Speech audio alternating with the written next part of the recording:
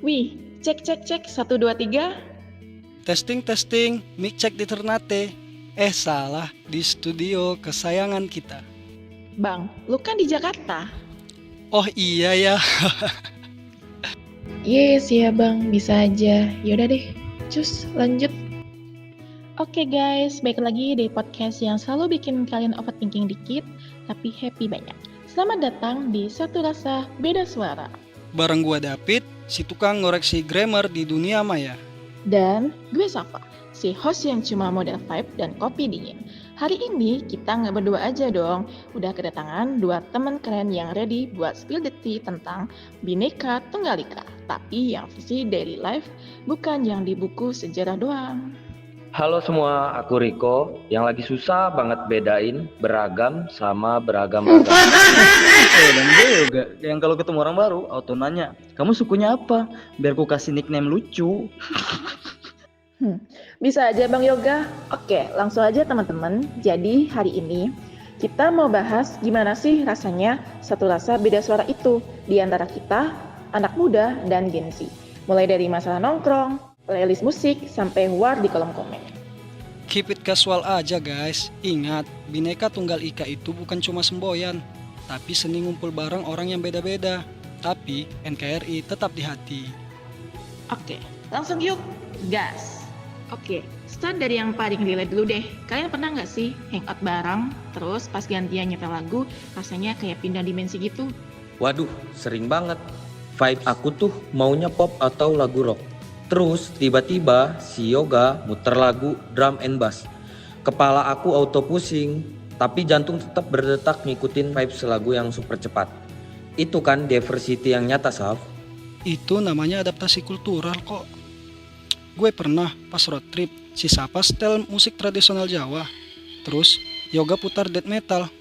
Akhirnya kita mutusin dengerin podcast tentang investasi saham.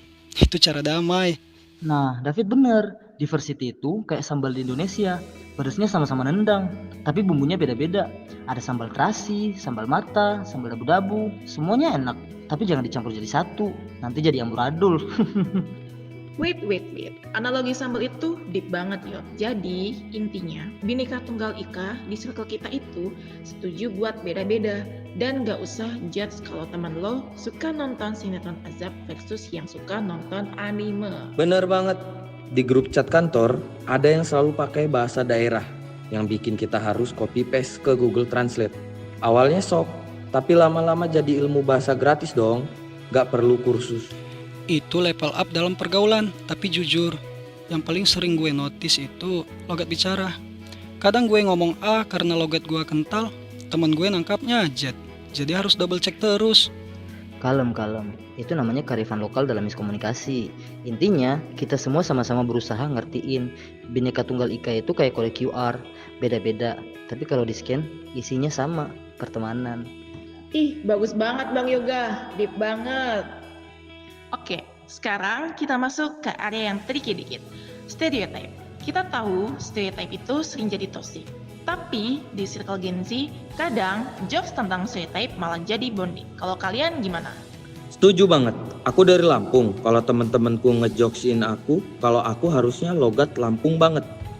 Atau kalau belanja harus nawar kayak di pasar. Aku malah ketawa karena aku tahu itu cuman jokes, batasannya jelas. Nah, itu poin pentingnya. Batasan, selama kita tahu konteksnya dan joknya bukan menghina atau merendahkan, itu fine. Kita bisa menertawakan keunikan diri kita, bukan merendahkan. Itu self love versi lokal. Analogi lagi nih, stereotip itu kayak mie instan. Semua orang Indonesia tahu rasanya. Kita bisa ngejokin, wah hidup lu kayak mie instan ya, instan banget. Tapi nggak ada yang beneran mikir mie instan itu makanan terburuk di dunia kan? Itu cuma flavor tambahan. Wih, mie instan lagi. Lapar gue yok. Intinya, Bhinneka Tunggal Ika yang sehat di circle kita itu, kita nggak perlu pretend sama. Justru kita merayakan. Yes, gue emang beda. So, what? Betul banget. Di sosial media, aku sering lihat orang Maluku share vibes pantai mereka yang estetik. Atau orang Batak share makanan super pedas mereka. Kita yang lain cuma bisa komen, wih, travel goals. Gak ada lagi yang, ih kok makananmu aneh, vibesnya tuh udah beda. Itu kemajuan. Dulu perbedaan itu sumber perdebatan, sekarang perbedaan itu sumber konten dan playlist liburan. Mindset kita udah shift dari judging ke exploring. Setuju banget. Bhinneka Tunggal Ika itu seni coexisting tanpa perlu jadi cloning. Kayak kita berempat. Kita beda style bicara, beda sense of humor, tapi tujuan kita sama, bikin podcast ini jadi viral. Oke guys, waktu berlalu cepat banget nih, kayak diskon di marketplace. Sebelum kita tutup, satu kata atau kalimat ultimate dari kalian tentang satu rasa beda suara versi daily life kita. Ya, kalau dari aku sendiri, Bhinneka Tunggal Ika itu benar-benar multiplayer game yang paling seru. Gak ada cheat, pure skill komunikasi, dan rewardnya banyak teman. Kalau jadi aku, perbedaan itu estetik, kayak filter di IG. Tanpa itu, foto kita jadi flat. Jadi, pakai filter yang bikin kamu unik. Ini bukan tentang toleransi, tapi tentang apresiasi. Toleransi kayak terpaksa, apresiasi itu kayak, wih lu keren. Dip. Kalau dari gue nih, Bhinneka Tunggal Ika itu beda-beda, tapi nongkrong tetap di angkringan yang sama. Nah guys, itu dia obrolan santai kita hari ini. Intinya perbedaan itu bumbu, nggak perlu jadi masalah. Cukup jadi menu yang bikin hidup kita kaya rasa. Jangan lupa saling dengar, karena beda suara bukan berarti musuh, tapi harmoni yang bikin playlist pertemanan kita makin lengkap. Betul. Keep it real, keep indifes. Dan yang paling penting, selalu chill. Terima kasih banyak buat Yoga dan Riko yang udah join.